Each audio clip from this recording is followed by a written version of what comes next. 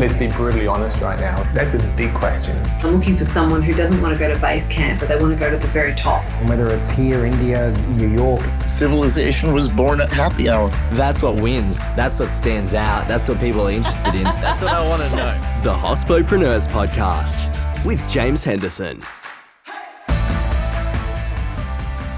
Hello and welcome back to the Hospopreneurs Podcast.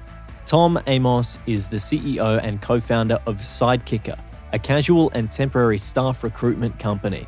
He drives Sidekicker's vision and strategy to build a market-leading platform where businesses can access the best skilled hourly workers in Australia and New Zealand. They call them Sidekicks. We talk a bit about them in the episode. Under Tom's leadership, Sidekicker has grown to acquire investment from the global leading employment marketplace, Seek. The company has previously been named, placing 13th in fact, in the Deloitte Tech Fast 500 APAC, and Tom personally in Business News Australia's 2022 Top 100 Young Entrepreneurs alongside co-founder and director Jacqui Bull. Recorded in the Sidekicker office in the Melbourne CBD, I hope you enjoy the episode today. Hello and welcome to the show, Tom. Thank you for having me. It's an absolute pleasure to have you on. I'm looking forward to getting into the interview today. The first question that I like to ask is why you do what you do. I'd love to know a little bit more about what inspires you, what makes you get up out of bed in the morning every day. First of all is probably my son waking up at 6 a.m. and he gets me up out of bed. I think from a work perspective, I just love the idea that there's 10,000 sidekicks, as we call them, running around every day, picking up work through our app. I'm very passionate about trying to create opportunities for them to work flexibly and then going and meeting businesses and seeing how our product and innovation is improving the way they operate. I just enjoy understanding what are the problems, how do we solve them, how do we help better connect workers and businesses. So I think I'm addicted to solving problems, I'd say, but to boil it down to one thing. It's really exciting to explore new ideas and new things when you're dealing with those sorts of complex problems and to go to places in your mind and with ideas that you've never really played with. But what really excites you about tackling those complex problems and seeing that about those sidekickers, as you described, as you guys call them? What is it that really drives you to want to help those people? I think there's probably a couple of things. First and foremost, I think marketplace businesses, when you're trying to connect two people and you're trying to do it on scale, are incredibly interesting. You've got to work out how do you efficiently connect the people, how do you onboard the people, how do you deal with all the stuff that goes wrong. It's very stimulating and exciting. I still remember back in the day when the first shift was posted and the first worker turned up. There's a sort of excitement in that, and then being able to sit back and look at the numbers and seeing a request put up and then in 20 seconds someone applying and being hired, there's a lot of satisfaction in that. I think for the workers, what excites me or interests me is just when especially lately, I've been wearing my puffer vest out and I'll be going and getting a coffee in Melbourne and having people go, oh my God, you work at Psyche, that's so cool. Some of them are saying that they couldn't get work, some of them saying how much they've loved the product, and just hearing those positive stories about how the workers have enjoyed the product, how it's allowed them to pick up income on their terms during uni, or how it's allowed them to travel up and down the East Coast or fill a gap in their working lives. I think those direct stories from workers just really motivates me. You mentioned in your answer there around marketplaces and how exciting and interesting a lot of marketplace businesses are. Had you had any experience dealing with marketplace businesses before you started this business? Was that in your time with Deloitte, or is that something that you've landed on later? No experience. I think when, like you alluded to, I was at Deloitte for 4 years, chartered accountant, and then decided to throw all that away and try and create a business that connected two people. And that was the extent of it. So when we had the initial idea and started, it was back in 2012. So we've actually been around for a while. And I think the level of understanding on products like ours was pretty limited. It was like a similar time that Uber was coming out, or in Australia at least. So we had to learn everything basically on the run. And then the more you read about it and everything, the more interesting it gets, because you've got to get so many things right to make it work really effectively. You've got to get a great person. You've got to make sure that there is work that they want to do in their location. So you're constantly trying to balance the amount of workers with the amount of shifts, because if you get that wrong, then workers get unhappy. If you have too little supply, then businesses get unhappy. So you're just constantly trying to balance it. But like in the early days, we just had to learn it, whether it be in a deep understanding of employment law, of how work cover works, of marketplaces, on capital raising, on different industries. When we first launched, it was really focused on just connection between two parties. And then the events and hospitality sector loved it. And we're like, okay, we better understand this industry a bit more deeply. And then more recently, as we've launched into areas such as warehousing, logistics, white collar, aged care, you just have to learn all about these industries. So I think, what we've done really is just do something and then learn as much as you can about it. No prior experience, it's just been all learnt on the job. I think you've done a really good job at explaining how marketplace businesses work, because we have had a few on the program before, but going through that process of explaining that was, I can imagine, really insightful for any listeners out there that have just joined the program from now. In your answer there, you said, and the way that you described it, I found interesting, that you said you threw it all away when you left Deloitte. I'm certain that you would have applied a lot of the learnings from your career in the work that you do. And you're giving me a nod and a yes there, a verbal yes. So listeners can't see you're nodding, but I'm interested to know what you have identified that you've applied from your career into what you do now. Deloitte was an amazing training ground, and I'm forever grateful for the time I had there and the bosses I had, and they were very good at just teaching you. And one thing I'm really passionate about, and having seen how effective it is, I honestly believe the best way to learn is through good managers. They always put on these courses and everything like that, but at the end of the day, the people I reported to taught me the most. I think the things that I learned there was like financial acumen. We would deeply understand numbers and how that works. And what that then applies into my world today is obviously unit economics. Are you making money per transaction? It goes into capital raising, like how to put together a pitch deck and all that. So I think the financial training through Deloitte was invaluable in being able to get us, especially through that first stage, being able to raise money, being able to put together financial models, being able to do a lot of the stuff you need to do in terms of balancing. A lot of that's just numbers. It's Excel. It's being able to pull data, cut data, look into it and form insights. So I was very fortunate to have had that training through my time at Deloitte. Let's take a step back. I guess in one way we have taken a step back and we've been looking at it a bit more laterally. Talk us through what it is that you actually do now. I do a lot of different things now. We got about 130 people at Sidekicker now full time, and what I try and spend a lot of time on is one, really making sure that we've got that overarching strategy and I guess mission, making sure that's then communicated to my DRs and making sure that they're then my reports and then making sure they're pushing it to the organisation. Yeah, a really big part is supporting them. I have product, technology, the industry leaders, finance reporting to me.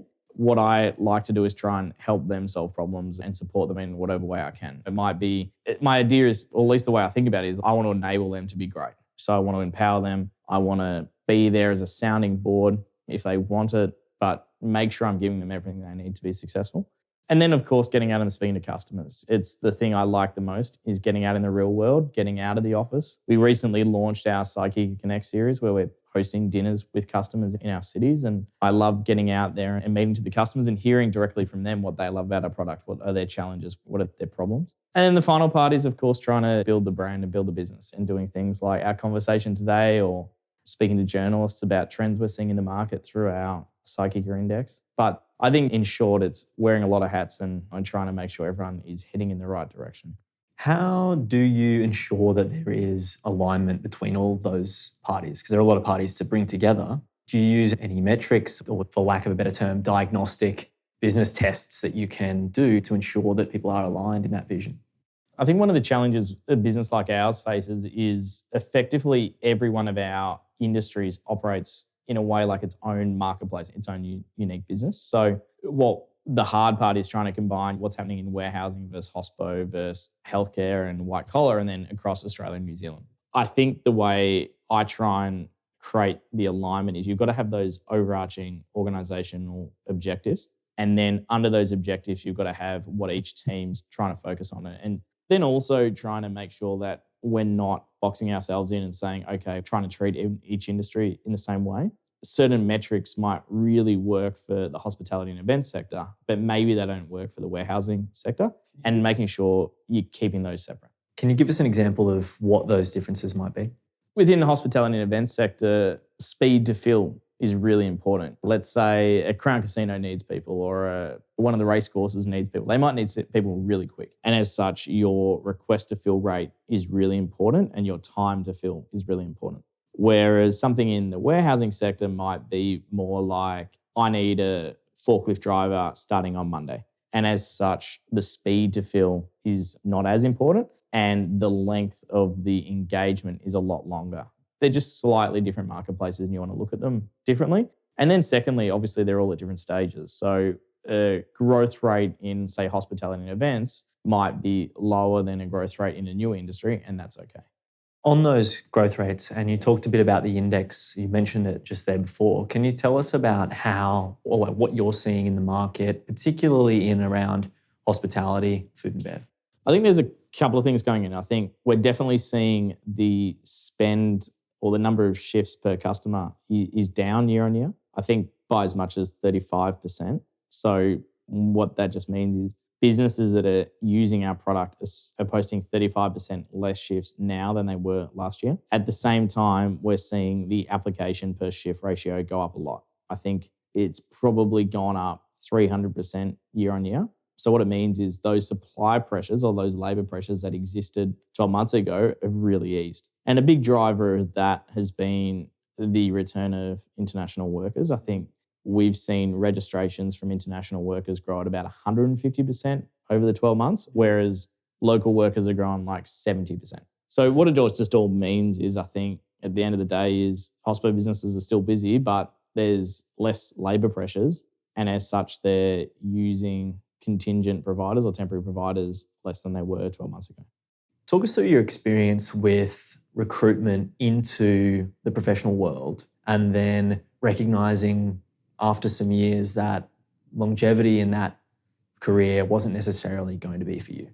I was at Monash doing commerce, and I think at that time the big four accounting firms invested a lot of money into trying to recruit people from those places. So really what they would do is they'd fund things like some parties, they'd fund barbecues where there was free drinks, and they really got their brand out there, and they made it quite aspirational to try and get into a grad program or a vacation program. So for me, it was like they started sponsoring a bunch of stuff on uni. I got to know some of the recruiters and that led me to applying for Deloitte and getting in as a vacationer. And then I think at 20, I had a job offer for when I finished uni and that was it. Like I didn't really think about my career at all. It was just like, you're at Monash and these big four firms are around and one of them wants you, and lock in a job so you can have fun in the rest of uni. That was really the extent of my thinking on the matter. We were pretty young. One of the things I'm a bit jealous of is when my partner, she's Swedish, and when I chat to a lot of her mates, like it's very common for them to take a year, 2 years off to maybe think about what they want to do in their life. Whereas I went straight from high school,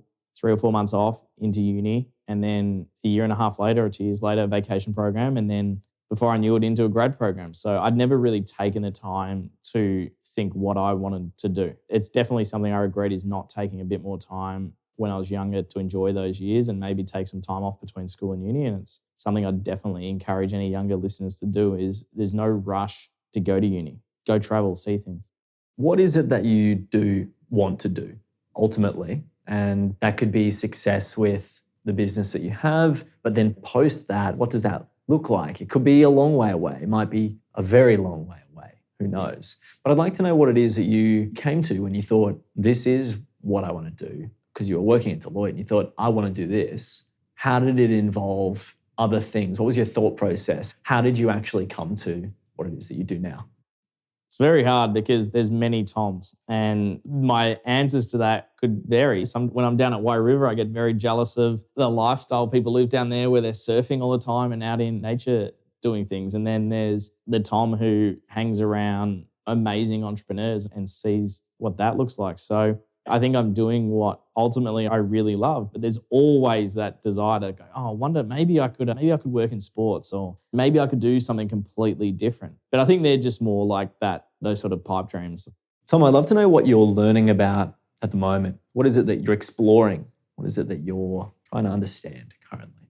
I think at the moment, for a lot of people around my age, this is the first time that really probably faced proper economic uncertainty. You've got interest rates going up to the fastest in history. So like for me, it's a lot about trying to understand what all that means. What's the market going to do? What does potentially a recession look like? How do you structure your organization for that? How do you motivate people when, there's a lot of uncertainty and a lot of people are doing it pretty hard. You've got inflation, but at the same point, businesses are under pressure and maybe a lot of businesses aren't pushing through a lot of pay rises. I think it's trying to get my head around that and go, what is the right level of aggression from a growth standpoint that we should be applying? And then to how do you really motivate and look after your workforce when a lot of them are potentially doing it quite hard and under financial pressure.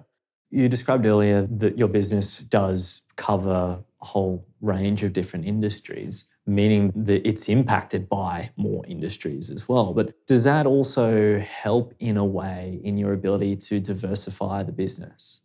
Oh, 100%. And that's why for us, we had options. We could have basically been a business that goes, you know what, we're just going to do events and hospitality and we're going to try and take what our model in Australia, which has been really successful, and try and do that overseas. Now, one of the challenges is from Australia is that's quite hard because we're a long way away from everything. And the way I view these businesses is they are hyper-local. You've got to have workers in the location, you've got to have businesses in the location. So that was always going to be challenging. So we made the decision to go, you know, what we want to play in is a bunch of sectors within the Australian New Zealand market. The benefit from that is it does protect us. It gives us a hedge. And we were very fortunate to have, say, launched warehousing and healthcare just before COVID, because before that, we were largely events and hospitality. And I think, as all your listeners will know, especially those ones in Victoria, there was pretty hard 2 years for the industry.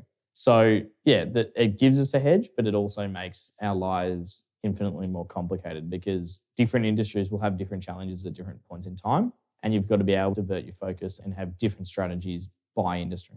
Building a two-sided marketplace is incredibly challenging. What would you recommend as like really high-level roadmap for people who are trying to build two-sided businesses?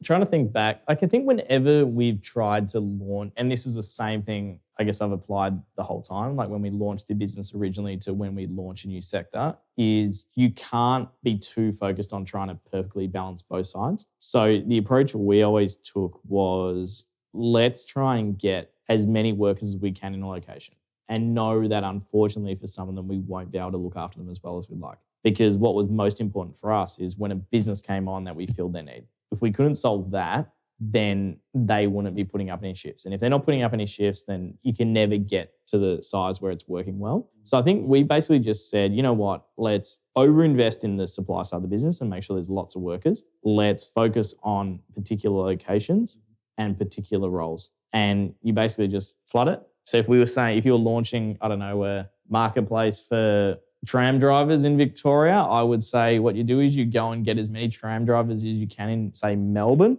And once you've got them, then you try and bring on the businesses that might want to hire those tram drivers. And by doing it that way, yes, you're going to let some tram drivers down, and that's sad, but it's the only way. If you try and be too perfect on both sides, it just doesn't work. You need to put all your focuses in on, once you've got the worker side, getting the hirer side. And I tell our team always, these things are like moving a gigantic rock. It's really hard, but once you start to get momentum, it gets easier and easier. But there's a lot that goes into it, and they are very challenging to start. And sometimes I look back and laugh. I'm like, I wish for my first business, maybe I could have picked an easier model to get right, as opposed to a two-sided marketplace tying in complex regulation in Australia around awards and work cover and super and all that stuff, and trying to figure that out on top of trying to balance a two-sided marketplace. And then put COVID on top and... Chuck COVID in, then chuck inflation in after that. So there's a part of it that goes, I wish I'd started a simpler business first up,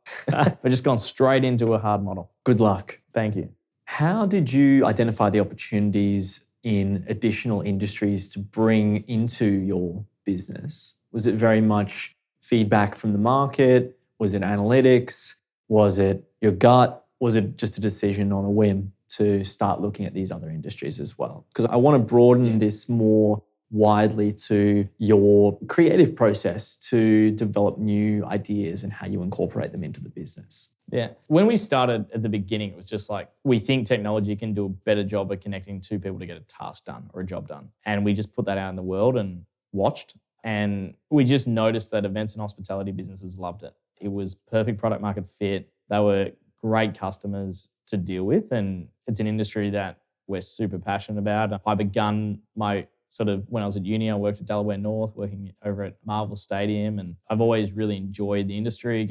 We just had this great product market fit in that sector and we've grown within it. And from there, once we started to do that and the brand got out a bit, we started to notice businesses from other industries coming on. We started to get a bit of warehousing and logistics. We started to get people posting admin roles. So my approach is, I guess, to an extent being put something out of the world and just watch a little bit and see where your product starts to take off. And really then, once you got that, you go and assess industry. So within warehousing and logistics, we started to get just organic signups wanting to hire sidekicks to do basic warehousing. And from there, it's then going, okay, is it a big market? What's the competition like? Do we have a right to win?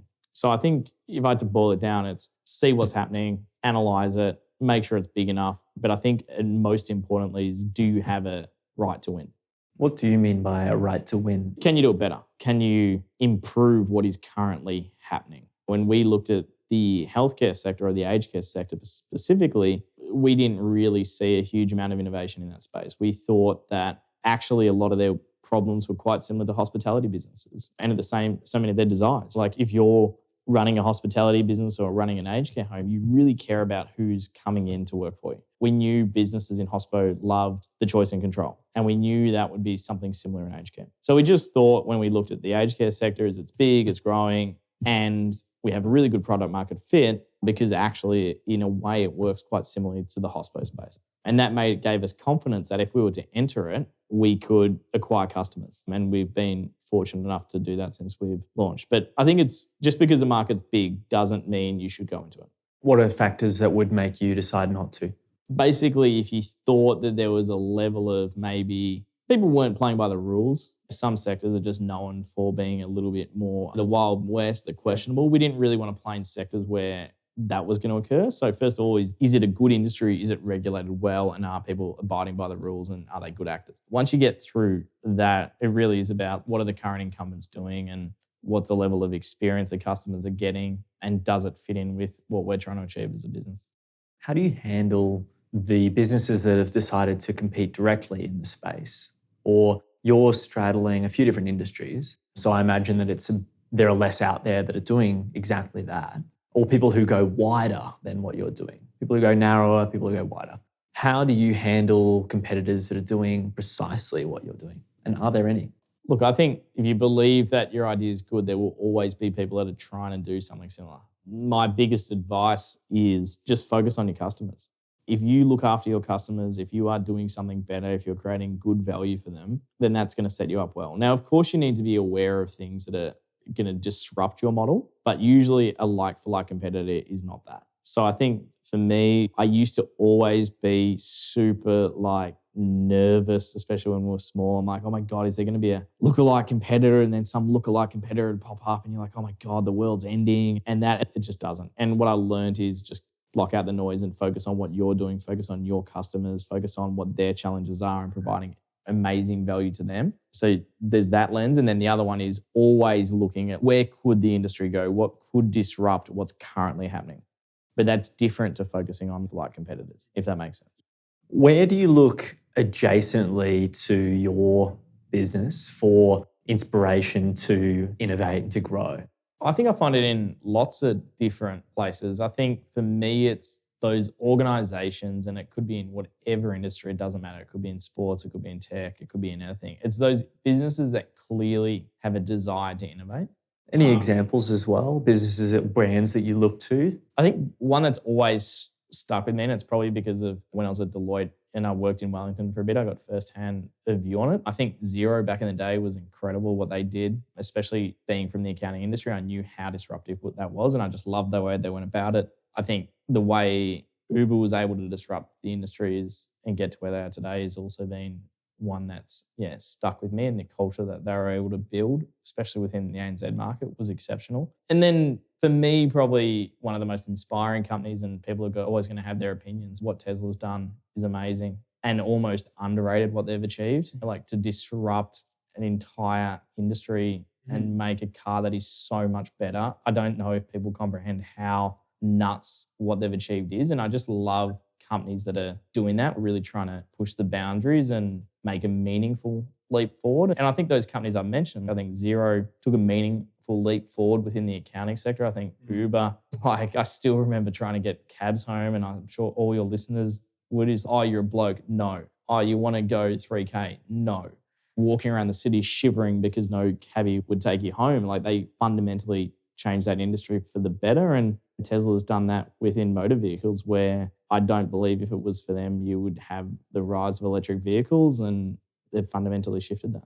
Another broad one for you, Tom. I'd love to know what your biggest challenge is currently. And I don't necessarily mean that as in the strict sense of just a challenge. I'm looking for what is adding some friction to your life at the moment. And that can be personal, professional, anything. I'd like to know what you're challenged by. I'm a young father. I got 2 little kids under 3, and really trying to balance that is something that's quite challenging. My partner, she works as well. And I think, anyone that has kids and has 2 working parents understands how hard that is. And it's almost like life is not designed for that. I think it's just its own challenge. And then trying to balance that with work. And we're at a really pivotal time as a business. We've got through, I think companies have these stages that they try and go through. You try and get an idea off the ground, and you try and raise some money, and then you try and scale it. And then you've got to take these big leaps. We're trying to take that big leaps. That's a really challenging time for a business. I don't like to talk in headcount, because if anything as a business, you should be trying to get as much revenue with as few headcount as possible, but it's a decent proxy. We're at a really awkward size, around 130. You're big enough, but then you're not big enough to have all the systems and the processes in place. So trying to take that big leap that we're trying to do whilst having a young family and trying to dedicate time to both is a challenge. And it means that I do run around, and my admin's really bad, and I've got 427 unread messages on my phone. I've got thousands of emails. It's just managing time is incredibly hard, and trying to do both things really well is probably my biggest challenge at the moment, I'd say. Any solutions for time management? Any books that you recommend people read, or podcasts, or any other resources that you're looking at to try to manage that more effectively?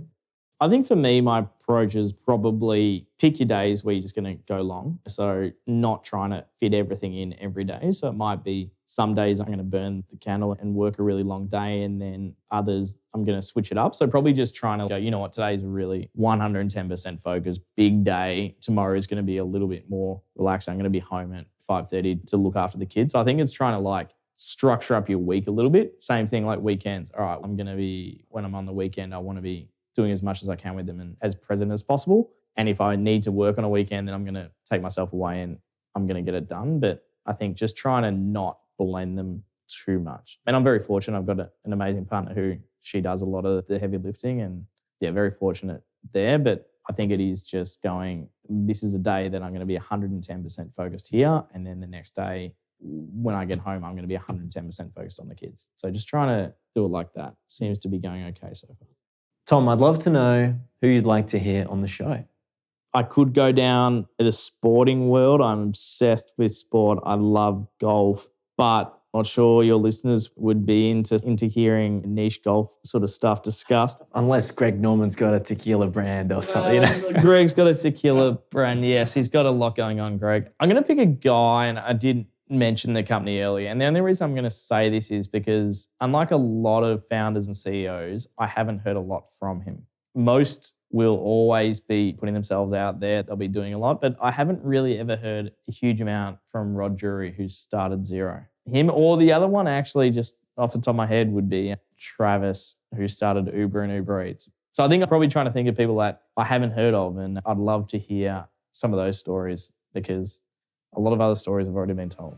Thank you very much. Thank you very much for being on the show, Tom. Pleasure. Appreciate your time. Thank you. This program was produced by H Media. We'll see you soon.